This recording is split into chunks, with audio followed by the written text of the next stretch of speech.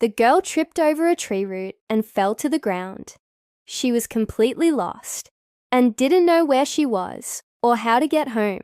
Tears streamed down her face as she tried to figure out where she had come from and where she was going. The forest around her seemed to be endless, and she couldn't remember taking this route before. It had been so carefree when she entered the forest, and now it was all turning into a nightmare. The sun began to set, and the shadows grew longer and scarier.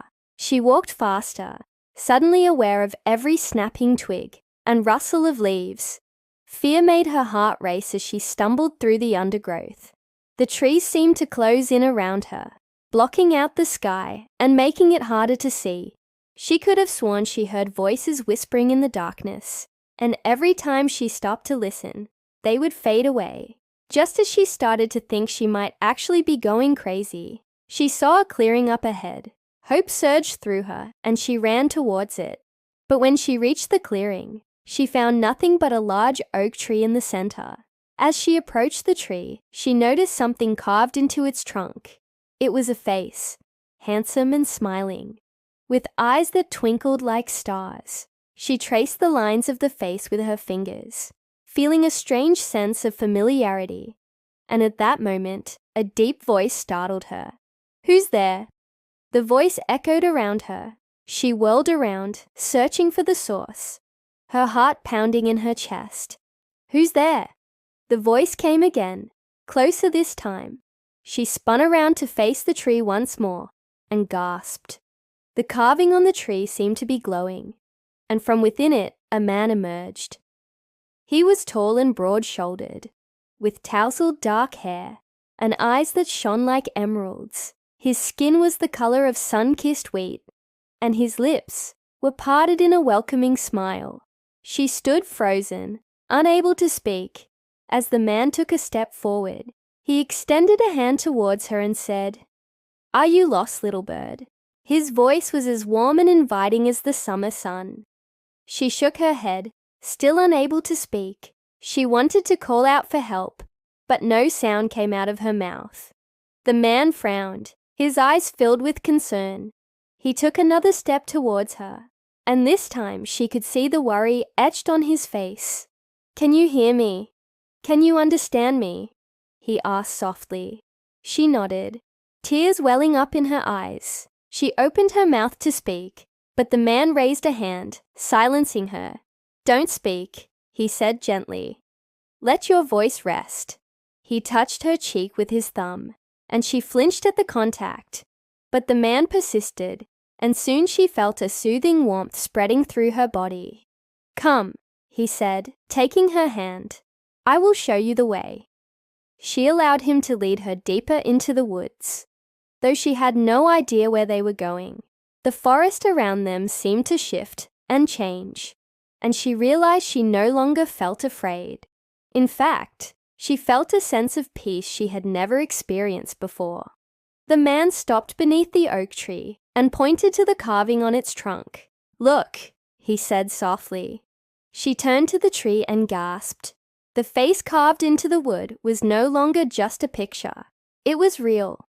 The man reached out and touched the carving, and it glowed brightly.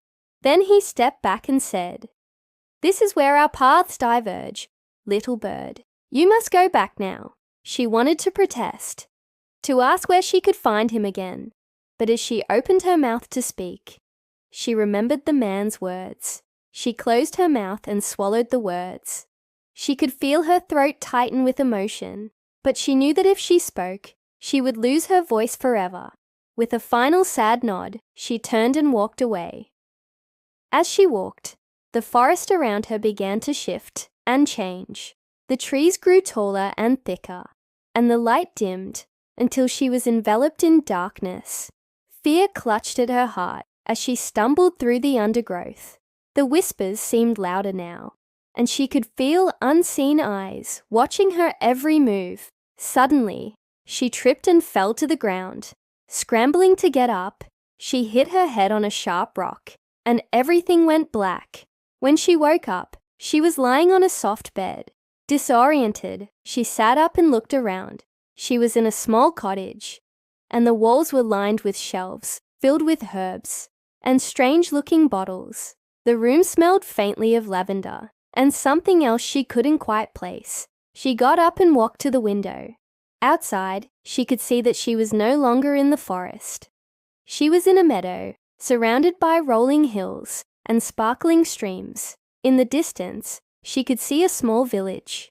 It looked like a place straight out of a fairy tale. She turned from the window and noticed a figure in the corner of the room. It was the man from the forest. He was sitting cross-legged on a rug, and his eyes were closed. As she watched, he opened his eyes and turned to look at her. A smile spread across his face. "You're awake," he said. His voice was like music to her ears. "How did I get here?" she asked, her voice raspy from disuse. The man stood up and walked towards her. "You were injured," he said softly. "I brought you here to heal." He placed a hand on her shoulder, and she flinched slightly, but the man didn't seem to notice. "You are safe here," he continued. "No one can hurt you while you're in my cottage." She looked at him, her eyes wide with wonder. Days turned into weeks, and the girl learned that the man's name was Elian. He was a healer, and his cottage was hidden from the human world. No one could find it unless they were truly lost. Elian taught her how to control her powers, and she discovered that she could heal the sick and wounded with a touch. She also learned that she had been chosen to be Elian's apprentice, and that meant she would have to stay in the magical realm forever. She loved Elian with all her heart, and the thought of leaving him tore her heart in two. One day, while walking in the meadow, she came across a small clearing.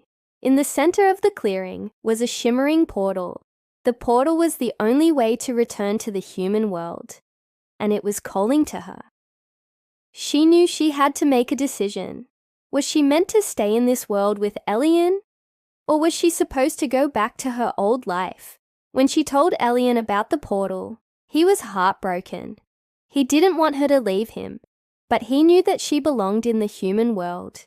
He helped her prepare for her journey, giving her a small pouch filled with magical herbs that would protect her on her travels. On the day she left, Elian walked her to the edge of the meadow. The portal shimmered before them, and she could feel the energy surging through her veins. "Will I ever see you again?" she asked, her voice trembling. "Perhaps," Elian replied, his eyes shining with unshed tears. "If you are meant to return, the portal will call to you again." He stepped closer and cupped her face in his hands. "I love you," he whispered, and she knew that he meant it. She leaned into his touch, savoring the warmth of his body against hers, but she knew it was time to say goodbye. She took a deep breath and stepped into the portal. As the world around her dissolved into swirling colors, she turned back to look at Elian. He was standing at the edge of the meadow, his figure silhouetted against the bright light of the portal. She could see the love and sadness in his eyes, and it broke her heart. She emerged from the portal in the same forest where she had met Elian. The trees were the same, the bushes were the same, but she knew that everything had changed. She was no longer the same girl who had wandered into this forest all those weeks ago. She was stronger now, more confident, and most importantly, she was in love. She had found her true love in the most unexpected of places, and she knew that no matter what happened, their love would endure.